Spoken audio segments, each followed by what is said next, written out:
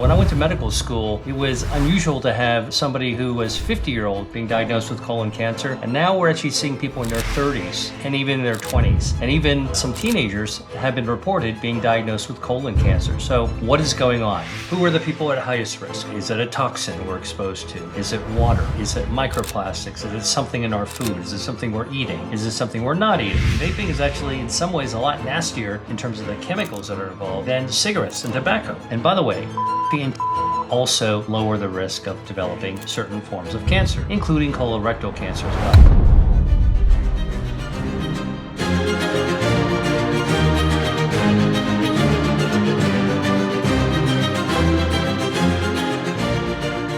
Today I'm going to talk about colon cancer. It's something that everyone should know a little bit about because of how important and how common it is. First of all, what is colon cancer? It's a cancer of your bowel. That's the lower part of your intestines. And it's one of the most common cancers affecting both men and women. And it's starting to be diagnosed in younger and younger people. When I went to medical school, it was unusual to have somebody who was 50-year-old getting colon cancer, being diagnosed with colon cancer. And now we're actually seeing people in their 30s and even in their 20s.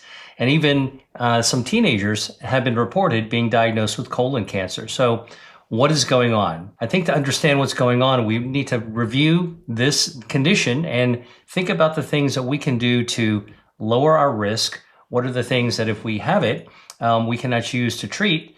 And of course, how do we actually stay as healthy as possible to avoid any kind of cancer in terms of including colon cancer? So watch this video to the very end, and I'm going to give you some practical tips. All right, so first of all, as I said, colon cancer is one of the most common cancers of the bowel. That's your gut. So when you hear about gut health, colon cancer is one of the cancers that makes your gut unhealthy. So what is the gut? Starts with your mouth, goes to the back of your throat, down your esophagus, into your stomach, right? So then when you're eating, that's part of our bowel, the upper part of our bowel. Then it goes into our small intestines, and then it finally goes to our large intestines. And as our large intestines actually starts to go up on one side of our body, the upper right side of our body, and then it makes a cut across like a beam, and then it descends on the left-hand side. That's the ascending colon, the transverse colon going across, and then the descending colon. And then it goes to a little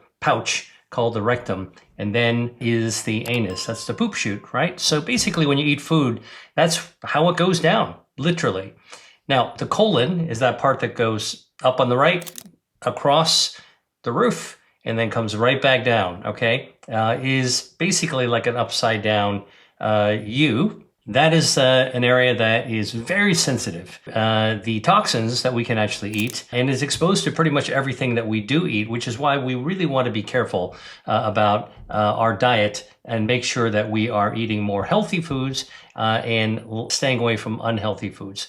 Now, why does this matter? Well, the other thing I need to tell you about the colon is that it is the place where your gut microbiome, a lot of it actually lives. In fact, the first part of your colon is called the cecum. It's a little pouch from the small intestines connected to the large intestines.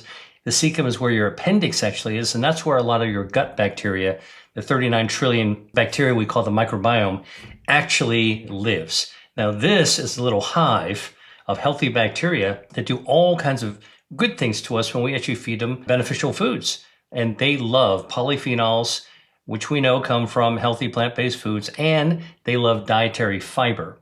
I'm going to come back to that because dietary fiber is really important when it comes to colon cancer and response to treatment. But in general, when you eat polyphenols, colorful foods, fruits and vegetables, whole plant-based foods, you're feeding the gut microbiome. All right, all these healthy bacteria, they are thriving. When you give them dietary fiber, which also comes from plant-based foods, now you're really giving them the nourishment, the sustenance they need. Now, how do these gut bacteria pay us back? Well, they actually release, they metabolize the food that we give them, and they release these metabolites called short-chain fatty acids, or SCAFAs. And you may have heard about these. I've talked about them before, but many people who talk about gut health discuss short-chain fatty acids. Those short-chain fatty acids get into our blood. And you know what they do? They lower inflammation. Now, why is that important? Is because inflammation is one of the triggers of actually cancer growth.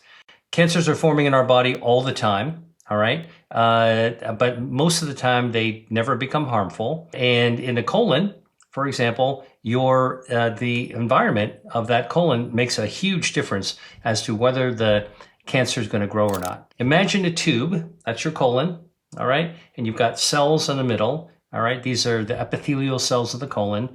They're normal, okay? You're born with normal cells and they stay normal. Now, they're made of tough stuff because think about it. Your colon is getting all the stuff that you eat, all right? It's exposed to everything.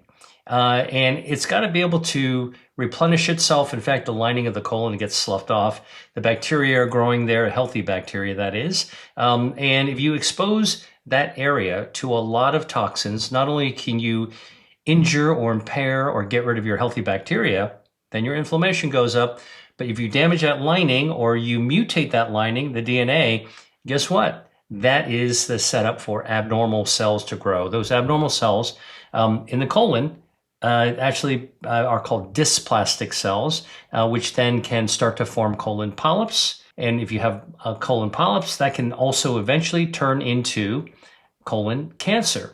All right, so a polyp is sort of abnormal type of cell. A cancer is you take it to the next level of abnormality, and now it's a full-blown cancer, and it just keeps on growing. More inflammation in that area, the cancer is going to grow even faster. Now, many of you will know somebody who has had cancer, and it may be colorectal cancer.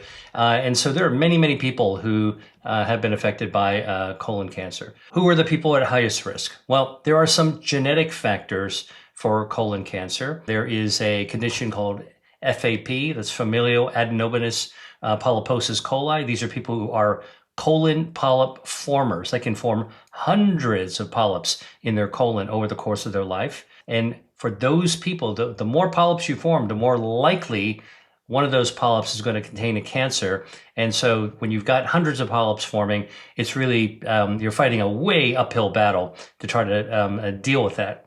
Ulcerative colitis, which is an inflammatory bowel disease, also puts people at very high risk for colorectal cancer. What is ulcerative colitis? Well, it is an autoimmune condition where actually you're having lots and lots of fissures and ulcers eating away at the lining of the colon. It's that repeated injury and inflammation. Remember, we're talking about inflammation. That is a setup for cells to go from normal to abnormal or dysplastic. They can form polyps, or in the case of ulcerative colitis, they can just skip that polyp step and they'll go straight into developing an abnormal cancer. It's kind of like a wound that's not healing, but you keep on wounding it, and those cells in the area that keeps on getting injured add some inflammation to it. You wind up actually having a big setup for colorectal cancer. So that is another condition that puts you at high risk for cancer. Now, there are other conditions like Lynch syndrome, which is also it's an inherited syndrome where you can also be at very, very high risk for developing colorectal cancer as well. But what you need to know is that, like all cancers, the majority of cancers are really due to diet and lifestyle. Only the minority are due to genetics. All right. So diet and lifestyle is what we think is the reason why people are being diagnosed earlier and earlier with colon cancer.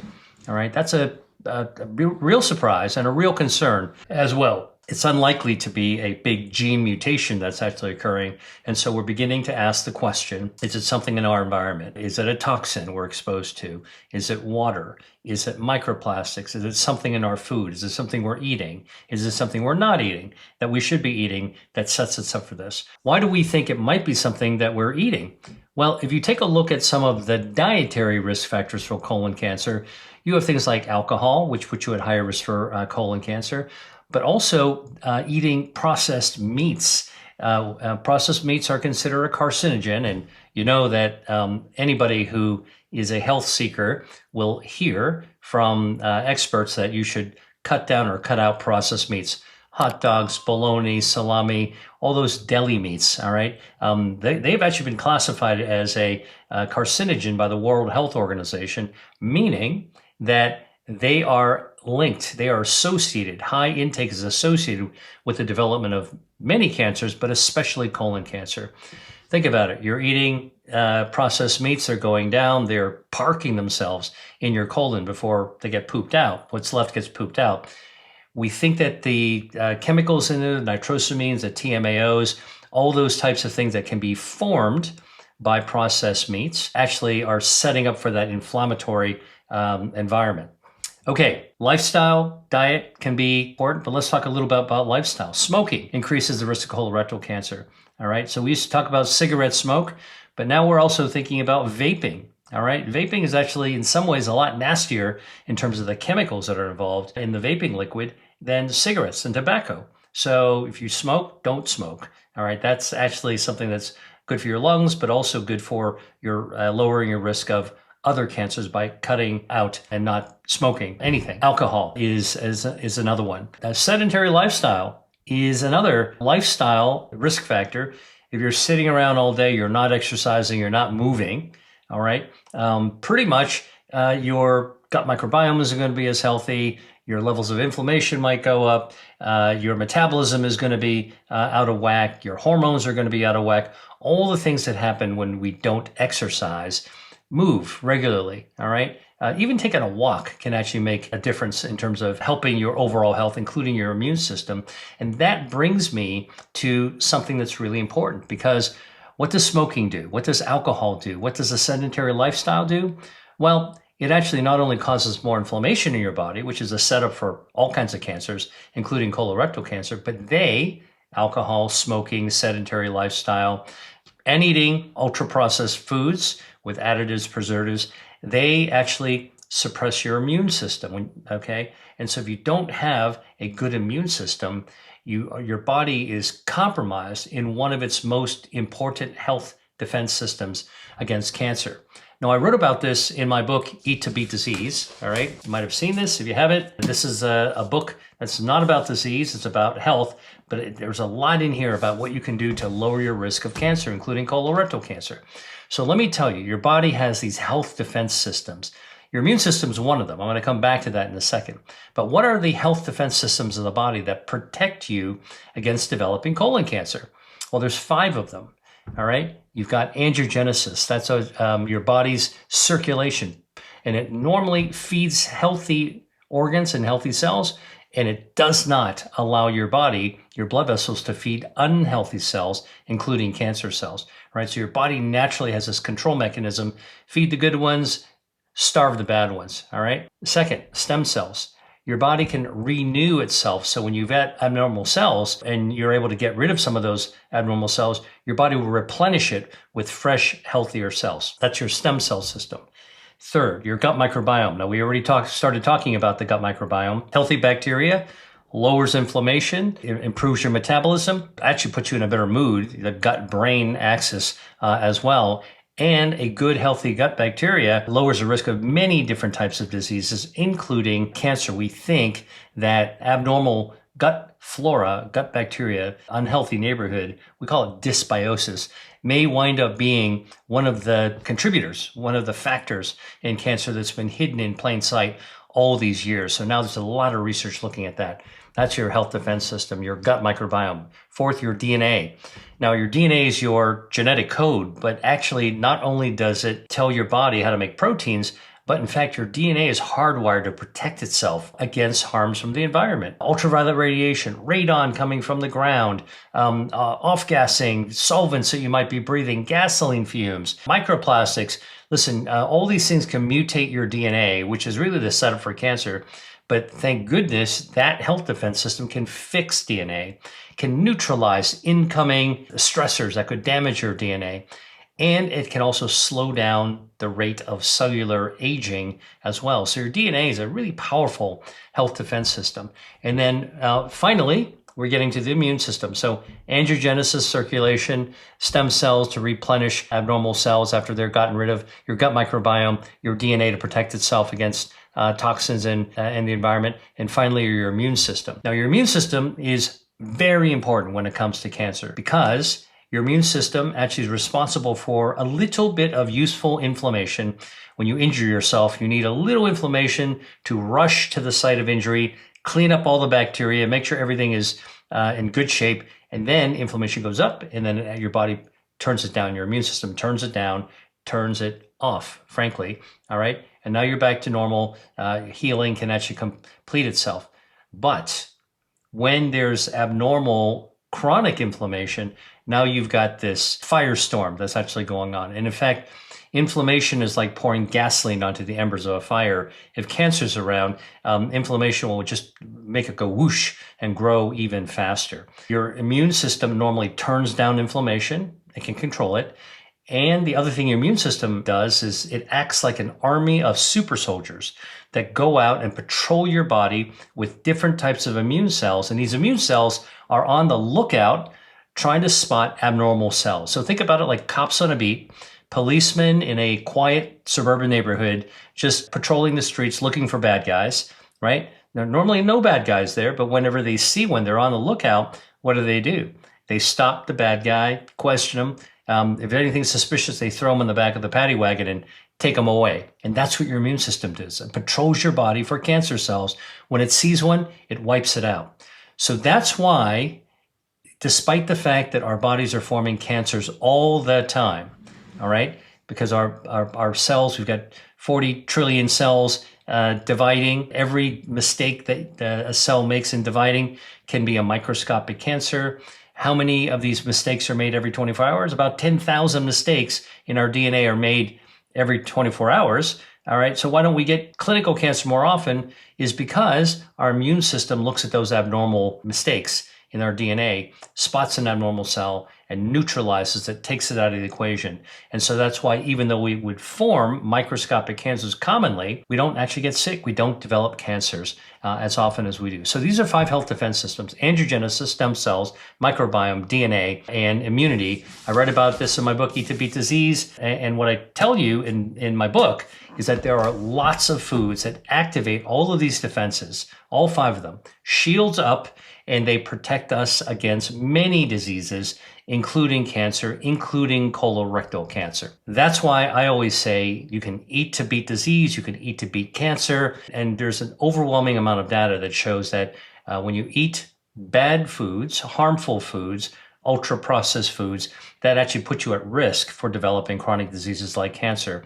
When you eat healthy foods, think Mediterranean diet, Asian diet, traditional Mediterranean, traditional Asian diet, okay, what winds up happening is you're eating a lot of whole plant-based foods packed with polyphenols. They activate your health defenses. They've got dietary fiber that activates your gut microbiome, feeds your gut microbiome. Inflammation gets lowered, all right? Now you've actually raised the shields, lowered the inflammation that would actually cause cancer, spark cancers to grow even faster. You've tipped the balance in your own favor. This gave you a ton of information about cancer in general, but I want to tell you a little bit more about colon cancer. And that is, we can screen for colon cancer in people who are at high risk or people who are 50 years and older. And now even the recommendations are going younger by having a colonoscopy. By doing a colonoscopy, you are actually allowing your doctor, a gastroenterologist, to be able to take a look inside your colon to look for those abnormal cells, look for those polyps, look for any early cancers that might be going. It's very, very important because once you get to that age where you might be forming a colon cancer, getting a colonoscopy can be life-saving because if you spot a polyp, okay, what we do, so first of all, let me just tell you how you get a colonoscopy. If you had one, you know exactly the deal, the drill. But if you haven't had one, I want to demystify it for you. Basically, your regular doctor, your GP, your family doctor, your PCP, primary care doctor, makes a referral to a gastroenterologist. They basically get your information, make sure you're healthy to be able to get a colonoscopy. And then before you get scheduled, you're scheduled to go in, you get a clean out. And you've probably heard about these clean outs. Basically, if you want somebody to take a look, a really good comprehensive look at your colon, you want it to be clean. You don't want junk in there, and you know exactly what kind of junk I'm talking about. So you get it cleaned out. That's why they call it a clean out. So basically there is a liquid you drink. So you don't have anything after dinner the night before. You start guzzling down this fluid. You know what it does? It flushes you out, right? You just have a lot of loose, liquidy stool. This actually just keeps the stool moving along. You get a clean out. So the next day you've got nothing in your colon. Everything is flushed out, which is a good thing because then when you get to the gastroenterologist's office for the colonoscopy suite. You get a little infusion of medication into your arm, and you basically get sedated. So like you go out like a light, you won't remember anything. It doesn't hurt.